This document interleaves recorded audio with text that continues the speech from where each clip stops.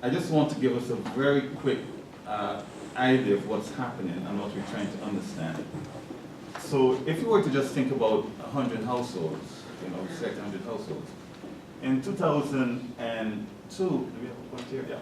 In 2002, you would find roughly that about 27.8% of households would have been classified as poor based on our measurement, our threshold. And so this would have been the distribution of households in 2002. This would have been the distribution of households in 2003.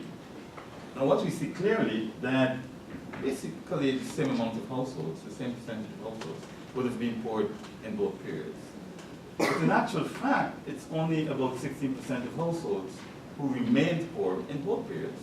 And so we had transitioning. We had people moving into the vulnerable group, for example, in 2003, or moving into the middle class. And again, we had people here in 2003 who were poor, right? But in 2002, they would have been vulnerable or in the middle class. So there's a lot of transitioning, and we're trying to understand what are the factors that are associated with movement in and out of poverty or the middle class or even the vulnerable class. And so we have a couple of indicators here. So here we have indicators that increases the likelihood of households being poor.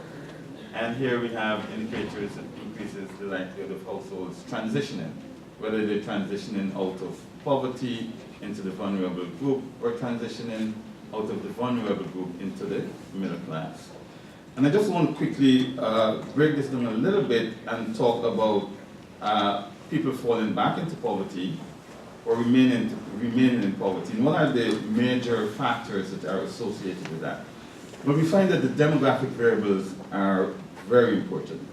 The demographic variables in household composition, so the number of young children in the household, the number of school-age children in the household, those are very important factors. So if there's an increase in the number of young children or school-age children in the household, they're likely to be poor or to fall back into poverty, as well as the number of elderly household members. You also find that if a household was subject to burglary or robbery, that also affected the ability of the household to transition. So they're more likely to be poor. Crop loss, natural disaster all impact households negatively, as well as economic shocks. What are the factors that are associated with households transitioning out of poverty and maybe moving into the vulnerable group? Well, of course, living in an urban region or community help households to transition out of poverty. Being employed in the private sector, vis-a-vis being self-employed, also help households to transition out of poverty. Now, what we find is that, and it's somewhat surprising, is that ownership of small assets and access to health insurance were not strong boosters of moving out of poverty, right? But they were strong buffers, preventing vulnerable households from falling back into poverty.